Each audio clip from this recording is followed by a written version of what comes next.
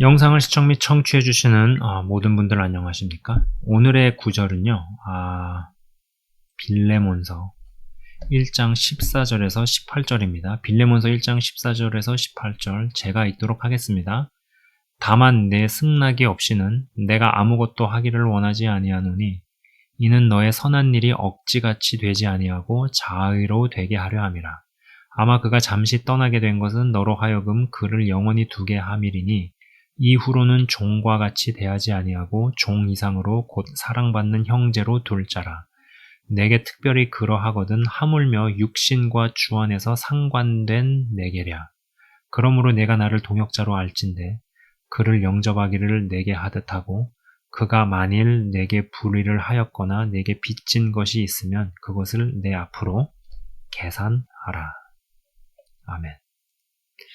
자, 도망친 노예, 그죠? 도망친 노예 오네시모. 이 오네시모를요, 주인 빌레몬에게 돌려보내면서 쓴 사도 바울의 편지죠. 이거 카메라 앵글이 왜 안 잡히지? 곧 잡힐 겁니다. 빌레몬이라고 썼어요. 그래서 이 사람이 주인이고 오네시모는 노예였죠. 노예를 주인에게 되돌려 보내면서 사도 바울이 쓴 편지, 빌레몬서입니다. 자, 여러분, 이 100년 전만 해도요, 노예, 양반, 종, 주인, 이게 전 세계에 만연했던 계급 제도입니다. 그죠? 이건 미국도 그러한 흑인들을 사고 팔고 하는 그런 게 있었고, 우리나라 대한민국도 마찬가지죠. 조선 그랬듯이, 그죠? 계속 카메라가 앵글을 못 잡네. 왜 그러지? 근데 이거는 훨씬 100년도 더 된 이야기잖아요.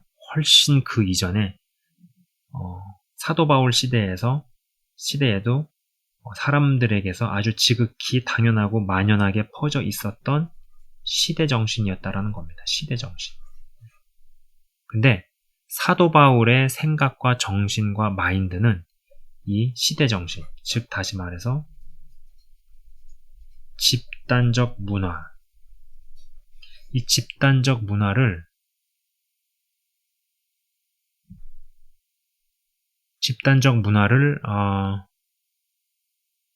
이 집단적 문화의 압박을 뚫고 나간 기독교 시각과 세계관이었죠. 이게 대단한 거죠. 여러분, 이 집단적인 문화가 주는 압박은요, 어마무시합니다. 이걸 어떻게 부정을 하겠어요? 이게 그냥 100년 전만 거슬러 올라가도 미국이든 아니면 조선, 한국, 여기도 이런 어떤 노예, 아니면 양반, 상놈 이런 것들이 있었는데 사도 바울 시대는 이게 100년 전보다 더한 거 아니에요. 그때는 더 이런 집단적 문화가 있었고 노예와 주인 이런 게 있었는데 이것을 사도 바울은 뚫고 나간 거죠. 네. 여러분, 복음은 위대합니다. 사도 바울의 생각과 정신과 마인드는 이 집단적 문화의 압박을 뚫고 나간 기독교 시각과 세계관이 있었다라는 것입니다. 복음 사역을 위해서 이 노예 출신 오네시모가 필요해질 때 그 시대의 사회법과 문화의 근거에 주인인 이 빌레몬에게 양해를 구하는 모습이 보입니다. 그래서 이제 그렇게 얘기하죠. 너의 승낙이 없이는 내가 아무것도 하기를 원하지 아니하노니 라는 구절이 나옵니다. 그러니까 이 선한 일이라는 게 억지가 아니라 어떤 억지가 아닌 자발적으로 되기를 원하는 사도 바울의 마음이 있는 거죠. 그렇죠? 근데 여러분, 이 사람에게서요, 이 자발성을 이끌어내는 것은요, 정말 가장 어렵습니다. 전 지금도 잘 모르겠어요. 누가 아시는 분 있으면 저한테 조언을 해주시고 멘토링을 좀 해주십시오. 그잖아요. 사람은 다 어떤 보상이나 대가가 있기 때문에 그걸 바라보고 움직이죠. 심지어는 교회에서도 마찬가지입니다.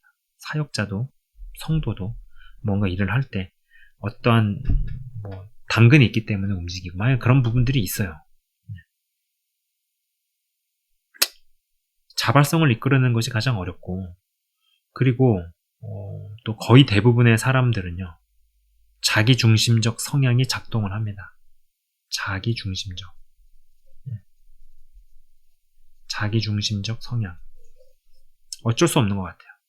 그러나 이 자기중심적 성향이라는 것이 반드시 이기적이다, 이렇게 귀결되지는 않습니다. 이 빌레몬이라는 사람이 사도 바울처럼 시대의 문화와 집단적 문화를 뚫고 나갈 만큼의 복음의 사람이 아니었으면 사도 바울이 권면을 해도 받아들이기는 좀 어려웠을 것이라는 생각입니다. 그래서 사도 바울이 빌레몬서, 그러니까 빌레몬에게 이런 편지를 보냈지만 빌레몬이 그것을 읽고 어떠한 반응을 보였으면 어떻게 이해되었는지는 사실 잘 모르죠. 그걸 성경이 이야기하고 있지 않으니까요. 그래서 어떤 사도 바울이 이제 권면을 하고 하는 이런 부분들이 나옵니다. 그래서 이제 제가 하고자 하는 이야기는 뭐냐? 이러한 집단적 문화. 당장 이제 제 영상을 시청 및 청취하시는 분들은 다 한국과 관련이 있고, 뭐 한국에서 나셨든지, 아니면 지금은 외국에 사셔도 한국에 적을 두고 있든지, 친척이 있든 친구가 있든, 아니가 뭔가 연결고리가 다 있는 분일 수밖에 없죠. 우리는 한국어를 하고, 누군가는 다, 간에 어디서 사시든. 근데 이제 이 대한민국에도 수백 년간 흘러내려온 정신 문화가 있습니다. 뭐 얘기하자면 밑도 끝도 없어요. 엄청나게 많을 겁니다. 근데 여러분 이런 얘기 들어보셨죠? 산홍공상.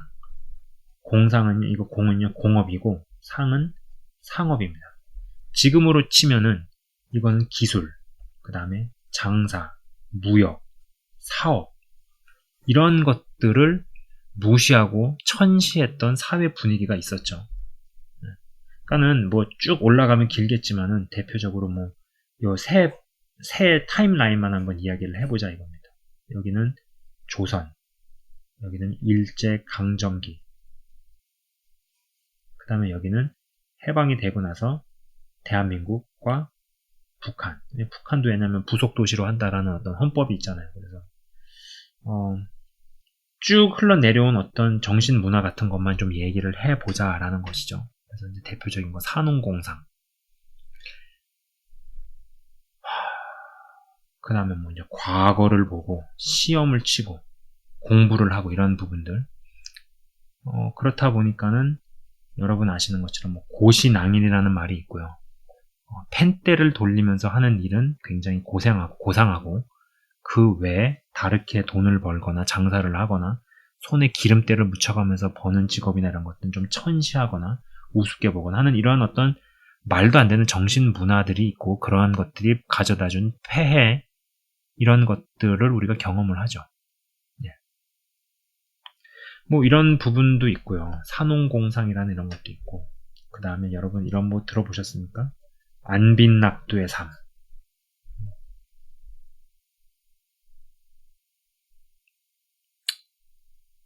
뭐 이러한 분위기를 조장을 했던 조선시대의 유명인들이 있습니다. 뭐 우리가 아는 인물도 있고요. 그러면서 뭔가 이렇게 인간의 행복은 뭐 자산의 많고 적음에 있는 것이 아니다. 뭐 이렇게 얘기를 하고 하지만 정작 그들의 실체를 까보니까 집안 자체에 돈이 굉장히 많았거나 거느린 노비들만 400명에서 500명 이었더라. 이런 것들이 밝혀졌죠. 드러나죠. 어떤 위선과 이중성. 저는 지금 뭐 몇 가지만 이야기를 하는 겁니다. 안빈낙두의 삶이라든지 산홍공상이라든지 이런 거 말고도 또 굉장히 많죠. 굉장히 우리의 무의식과 그 다음에 우리의 의식세계에 지금도 영향을 미치고 있는 그러한 정신문화유산 같은 거, 집단적 문화 같은 거. 또 여러분 또 설화라든지 고대의 이야기 이런 것들은 어떻습니까? 자, 흥부전 이야기를 한번 해볼까요? 흥부전도 뭐 여러 버전들이 있어요. 보통 우리는 흥부는 착한 사람, 선한 사람, 놀부는 심술궂고 나쁜 놈, 나쁜 사람 뭐 이렇게 받아들이고 또 그렇게 이해를 했었어요. 근데 이제 흥부와 놀부와 흥부에게 아버지가 있었죠. 아버지가 죽으면서 재산을 너나 가져라. 뭐 이러고 이야기를 했습니다. 근데 사실 그런 재산은 아버지 시각에서는 아버지가 딱 그걸 정리를 해주고 가지 않으면은 자녀들은 싸울 수밖에 없죠. 그리고 그 재산이 많으면 많을수록 그거는 피 튀기는 전쟁으로 가게 되는데 아버지는 그냥 그러고 갔어요. 아버지에겐 과연 책임이 없느냐라는 것입니다. 흥부와 놀부에게 자산을 정리 안 하고 그냥 죽었어요. 아버지에겐 책임이 없느냐. 흥부에게는 또 처자식이 12명, 뭐 어떤 버전은 20명으로 나옵니다. 그러면 부인이 1명이라고 치면은 본인 빼고 자녀들만 18명이었단 얘기예요. 그러면은 아니 애를 키우려면은 그게 보통 일이 아닌데 자녀가 11명, 뭐 10명 이상이 되고 하면은 과연 흥부에게는 아무런 도의적인 책임이 없느냐라는 것입니다. 과연 착하기만 하면 다 괜찮은가? 그죠? 그리고 그 스토리에서는 이제 다리가 부러진 새를 도와주고 순식간에 부자가 됩니다. 뭐 박을 물어와가지고 그 박을 썰으니까 박이 커진 다음에 썰으니까 거기서 막 재물이 나오고 뭐 그렇게 이야기가 되죠. 그래서 정말 순식간에 부자가 되는데 성경은 순식간에 부자가 되는 거, 속히 부하고자 하는 자는 가난해지리라 라고 이야기를 하죠. 그리고 경영서적이라든지 요새 제가 좀 이렇게 보고 있는 그러한 경제서적에서도 순식간에 부자가 되는 것이 제일 위험하다라고 이야기를 합니다. 그러면서 어떠한 챕터의 제목이 그거야. 가장 빨리 부자가 되는 방법은 천천히 부자가 되기로 결단하는 것이다. 이렇게 나와요. 이게 챕터예요. 이게 챕터. 그러니까는 그들도 성경에 기록되어져 있는 진리를 알고 있는 거죠. 근데 이러한 흥부전 같은 경우에는 흥부가 새 한 번 잘 대해주고 부러진 새 다리를 고쳐준 다음에 그 새가 무슨 박을 물고 와서 그걸 심어서 그게 이제 커진 다음에 썰으니까 재물이 나오고 순식간에 단순간에 한 번에 무슨 로또 맞듯이 그렇게 돼가지고 부자가 순식간에 돼버리는 뭐 이런 식으로 얘기가 나옵니다. 여러분 이러한 것들을 계속 듣게 됐을 때 저는 했던 생각이 뭐냐면은 야 우리를 세뇌시키고자 하는 어떠한 사람들이 있구나. 어떠한 조직들이 있구나. 저는 이런 생각을 해보게 된다라는 거예요. 무의식 중에 스며드는 것들. 근데 그것이 반성경적이고 성경이 옹호하지 않는다. 그럼 여러분 어떻게 하시겠습니까? 예수를 믿어도 이러한 수백 년 전의 정신문화에서 단숨에 빠져나오지 못한다라는 것입니다. 그리고 또 이제 이 물질과 돈에 대한 이중성은 또 얼마나 많습니까? 가난은 자랑이 아니죠. 자랑할 수 있는 게 아니죠. 고생과 가난을 자랑하는 성도와 사역자가 있습니다. 마치 고생이 영성이 높은 것이냐, 가난하게 사는 것이 아주 최고의 영성이냐, 이렇게 자신을 과대 광고하거나 또 그러면서 막상 뒤로는 후원금이나 헌금을 챙겨서 이상한 일을 하거나 뭐 이런 것들을 굉장히 많죠. 어떤 이중성, 돈에 대해서 보이는 이중성 이런 것들. 왜 이런 집단 세뇌가 이루어졌을까를 생각을 해봅니다. 근데 이제 그런 집단으로 세뇌를 시키는 이유는 그렇게 해야지만이 소수가 그들만의 리그와 그들만의 세계에서 왕처럼 군림을 하는구나. 그렇기 때문에 그렇게 만드는구나. 이 대표적인 장소가 어디예요? 대표적인 장소, 대표적인 곳이 어디입니까? 북한이죠. 북한은 조선을 표방합니다. 여러분 조선 왕조 500년 자국민을 노예로 갖다 쓰고 그리고 어떤 미개하기 짝이 없고 여러분 이러한 종류의 어떤 세뇌, 조직적인 세뇌, 집단적인 문화 그것이 또 수십 년, 수백 년에 걸쳐서 형성되어졌다고 생각해 보십시오. 근데 예수님을 믿게 됐어요. 그럼 여기서 바로 빵 빠져나오는 것이 안 되는 일도 많죠. 또 대표적인 또 다른 어떤 예들이 있을까요? 여러분 이 드라마 같은 거를 보면은요. 재벌가는 항상 긴장과 형제들끼리 재산 때문에 싸우는 관계로 묘사될 때가 많습니다. 그리고 뭐 달동네 사는 이들이 더 친근하고 음식도 나눠 먹는 관계로 묘사를 하거나 할 때가 있죠. 근데 어디 이게 실제로 그런가요? 곳간에서 인심이 난다라고 이야기를 합니다. 없고 쪼달리면은요, 음식을 나눠 먹고 더 친근해지는 것이 현실적으로 어렵죠. 근데 그렇게 묘사하지 않습니다. 왜? 사람들에게 세뇌를 시켜야 하는 부분들이 있기 때문이에요. 그렇다 보니까는 언젠가부터 한국이란 나라가 기업하기 힘든 나라, 뭐 이렇게 인식이 되죠. 상속세를 어마어마하게 때립니다. 물론 뭐 나쁜 부자다, 나쁜 부자도 뭐 없진 않을 거예요. 뭐 있을 거라고 생각합니다. 다 좋겠어요. 인간이 죄인인 구석들이 있는데. 나쁜 부자도 물론 있겠지만 뭐 부자들이 다 나쁜 것만은 아니죠. 아닌 말로 부자들이 정말로 다 한국을 떠난다고 생각을 해보십시오. 그 뒷감당 어떻게 하시겠어요? 여러 형태로 진행이 되어지는 이 조직적 세뇌가 너무 많다라는 것입니다. 조직적 세뇌가 너무 많아요. 국가적인 민족적인 문화유산에서 이 유해물들을 거르고 났을 때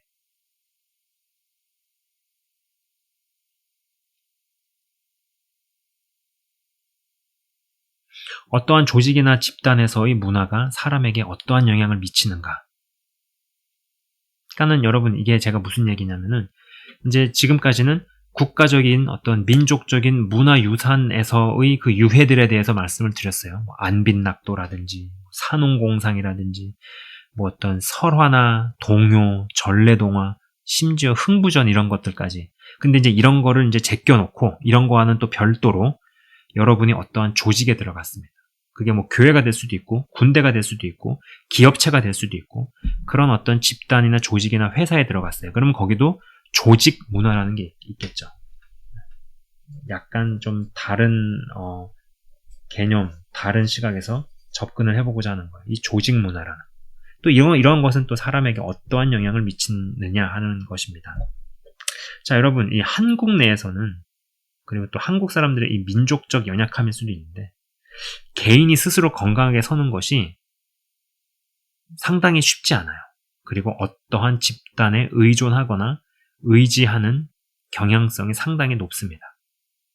개인 영성보다는 공동체 영성의 의존도가 높고 또 개인이 없어져 버리는 경우도 제법 많고요.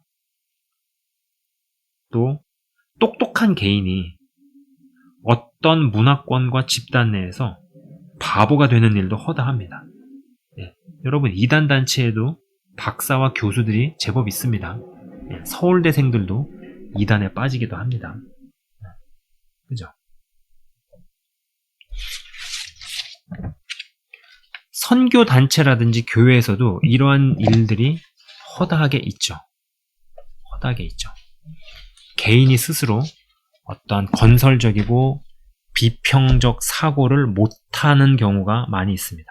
그래서 한국 사람들나 이제 볼 때 어떤 선전에 굉장히 취약하거나 잘 넘어가거나 그런 일이 많죠. 근데 이런 것들도 이제 점점 개선이 되고 좋아질 겁니다. 그리고 좋아져야 한다라는 것이죠. 제가 요 근래 이제 좀 읽고 있는 오늘도 사실 이제 실시간 방송을 할 때도 잠깐 제가 소개를 했었고 이 시리즈를 하면서 좀 보고 있는 책인데 이게 지금 카메라가 작아가지고 나오지가 않습니다. 근데 영어 대목밖에 안 나오네요. 근데 여기 보면은 인간 본성의 법칙이라고 되어 있죠. 제가 이 책을 좀 읽고 있어요. 영상을 통해서 한번 더 책을 보내주신 전도사님께 감사를 드립니다. 이제 여기에서 집단이 빠지기 쉬운 패턴이라는 제목 하에 집단 문화에 대해서 쓴 부분을 제가 조금 읽어드리고자 합니다. 한번 여러분 잘 귀담아서 들어보시기 바랍니다. 집단이 빠지기 쉬운 패턴, 집단 문화. 당신이 속한 집단과 그 문화에 널리 퍼져 있는 스타일이나 전반적인 분위기를 한번 살펴보라. 느슨한 구조의 태평한 스타일인가, 톱다운 방식의 구성원들은 규칙을 깨거나 선을 넘을까봐 겁내고 있는가? 구성원들이 세상과 분리되어 본인들만 더 우월하다고 생각하고 엘리트주의적인 태도를 보여주는가? 아니면 대중성을 따르는 것에 자부심을 가진 집단인가? 내 집단은 첨단을 달린다고 생각하는가? 전통적이라고 생각하는가? 집단 내에서 정보가 쉽게 흐르면서 열려있다는 느낌을 주는가? 아니면 지도부가 정보의 흐름을 독점하고 통제하는가? 지나치게 경쟁적이고 엄격한 지휘 계통을 가진 남성적 느낌인가? 아니면 더 융통성 있고 섬세하며 위계질서보다는 협업을 강조하는 여성적 느낌인가? 구성원들이 실질적 결과를 얻는 것보다는 본인 자존심을 더 걱정하면서 기능장애와 분열을 겪고 있는가? 아니면 생산성과 작업의 질을 강조하는가? 이런 질문에 답할 때는 집단 스스로가 뭐라고 말하는지는 별로 신경 쓸 필요가 없다. 오히려 집단 내에 널리 퍼져 있는 행동과 정서적 분위기를 보라. 위 특징을 어느 정도 가졌을 수도 있고 여러 가지가 결합되어 있을 수도 있지만 집단은 언제나 뭔가 정체성이라고 할 만한 문화나 정신을 갖고 있다. 두 가지를 염두에 두라. 첫째, 집단의 문화는 집단이 상상하는 어떤 이상을 중심으로 하는 경우가 많다. 자유주의적, 현대적, 진보적, 무자비한 경쟁, 고상함 등이 그러한 이상이다. 집단은 이런 이상에 부응하지 못할 수도 있지만 노력하는 데까지는 그 이상이 하나의 신화와 같이 작용해서 구성원들을 하나로 묶어준다. 둘째, 집단의 문화는 그 집단의 설립자를 반영하고 있는 경우가 많다. 특히나 그 설립자가 개성이 강한 사람이라면 말이다. 본인이 엄격하냐 느슨하냐에 따라 심지어 수천 명이 될 수도 있는 집단에 본인의 흔적을 뚜렷이 남긴다. 하지만 이미 문화가 정립되어 있는 집단이나 회사에 어느 리더가 들어갈 경우라면 리더 본인이 그 문화에 완전히 흡수될 수도 있다. 본인은 자신이 문화를 바꿨다고 생각하더라도 말이다. 여러분, 이것이 이제 어떠한 집단에서 형성되어지는 문화에 대해서 좀 생각해 볼 수 있는 대목이라고 생각을 제가 했기 때문에 여러분에게 좀 읽어드렸습니다. 읽어드렸어요. 그리고 이 대목도 제가 한번 읽어드릴게요. 우리는 기능부전에 빠진 집단. 이 기능부전이라는 건 뭐냐면은, 그러니까 집단 안에 여러 부서들이 있잖아요. 근데 이 부서들이 좀 이렇게 잘 어우러져서 각각의 고유의 기능을 발휘를 해가지고 건강하게 돌아가야 되는데 이것이 안 되는 것을 기능부전이라고 이 책의 저자는 설명하고 있습니다. 우리는 기능부전에 빠진 집단에 들어가 있는 것만으로 개인이 실제로 불안정해지거나 신경증에 걸릴 수 있다는 사실은 생각해보지 않는다. 반대의 경우도 사실이다.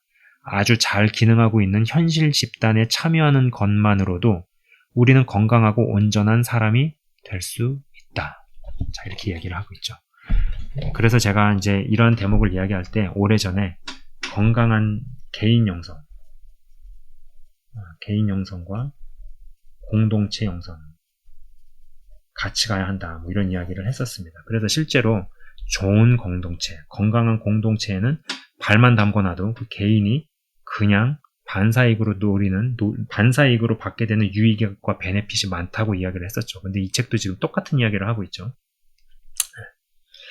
그러나 이제 심지어 교회나 선교단체도 건강하지 못한 문화가 나타날 때 그것을 지혜롭게 그러나 분명하고 확고하게 다루는 개인이 생각보다 적어요. 나이가 많고 연배가 있으면 좀 잘할 줄 알았습니다. 그렇지 않은 어른들도 굉장히 많은 걸 봤어요. 굉장히 많은 걸 봤습니다. 자, 이제 한번 좀 결론을 내봅시다. 이 집단적 문화가 있습니다. 나라 자체에서 수백 년에 걸쳐서 민족적 문화유산으로 내려오는 사람을 깔아뭉개는 그런 집단적인 문화가 있죠. 그리고 또 어떠한 조직을 들어가게 될 때 그것이 뭐 회사든 군대든 교회든 뭐 어디든지 간에 조직 안에 문화가 있습니다. 이런 데서 우리는 영향을 받는데 특별히 한국 사람들의 민족적인 연약함이 이 집단 문화에 좀 취약한 부분이 있어요. 그래서 선전선동에 잘 넘어가고 스스로가 건설적이고 건강한 비평적인 사고, critical thinking이라고도 이야기를 합니다. 그런 것들이 취약한 경우가 많다라는 것이죠. 그러나 이런 부분들이 갖춰져야 사도 바울이 그 시대에 굉장히 편만했던 노예를 사고 팔고 종을 부리는, 그리고 나는 주인으로서 노예를 부리는 이러한 편만한 문화권에도 사도 바울은 복음으로 그것을 집단적 문화를 뚫고 복음의 정신을 발휘하고 빌레몬에게 이런 편지를 쓰는 것을 볼 수 있습니다. 우리가 여기까지 가야 하겠죠. 여기까지 가야 정말로 진정한 변화를 이루지 않겠습니까? 그러나 그 얘기는 이러한 부분에 있어서 발목이 잡히고 믿는다고 하지만은 이러한 부분에 있어서 여전히 제약이 많게 되면은 변화라는 것은 정말로 어려운 주제로 끝까지 남게 되지 않겠느냐라는 것이죠. 제가 잠깐 기도하고 마치도록 하겠습니다. 하나님 아버지 감사합니다. 복음은 위대합니다. 예수 그리스도, 위대하신 예수 그리스도. 이 복음이 우리 안에 심층 깊은 곳까지 깔려있는 문화와 민족과 국가적으로 집단적인 그런 문화 가운데서 형성되어 있는 어떠한 지점까지도 주님 다 갈아엎어 주시고, 내가 아무리 어떠한 조직에서건 어떠한 문화권에서건 받아들이고 스며든 것이 아무리 그럴싸해 보인다 할지라도 이것이 성경적으로 맞지 않고 성경에 위배되는 것이라면은 끝까지 맞닥뜨리고 부딪히고 싸워서 문화를 바꿔내고 내 안에서의 어떠한 시스템 바꿔내는 자들이 되게 하여 주시옵소서. 여러 형태로 교묘하게 들어온 거짓과 세뇌들이 많습니다. 그것이 전래동화든 속담이든 어떠한 정신문화든 무엇이 되었든지 간에 주님 모든 거짓과 세뇌가 벗겨지고 성경적으로 그리고 성령의 인도를 받아 하나님 아버지 진정한 변화를 일궈냄으로 말미암아 우리의 존재가 바뀌고 그리고 바뀐 존재에 해당하는 그러한 삶의 패턴과 실천과 실행과 행동의 변화들이 뒤따르게 하셔서 현세와 그리고 우리의 노후와 우리의 삶에 있어서 쟁취하고 또 지배하고 빼앗긴 것을 되찾고 이루고 하나님의 축복을 담는 그릇들이 되어서 하나님 아버지 정말 특별 은총과 일반 은총이 연결되어진 바 되어 창세기 1장 28절의 말씀의 성취를 우리 삶 가운데서 현실 가운데서 목도하게 하시고 경험하게 하시고 그것에 합당한 자들이 다 되게 하여 주옵소서. 감사합니다, 주님. 우리의 기도를 들으시고 응답하실 줄 믿습니다. 영상을 시청 및 청취하시는 한 분 한 분 주의 이름으로 축복하며 기도합니다. 예수 그리스도 이름으로 기도드리옵나이다. 아멘. 지금까지 시청 및 청취해 주셔서 대단히 감사합니다.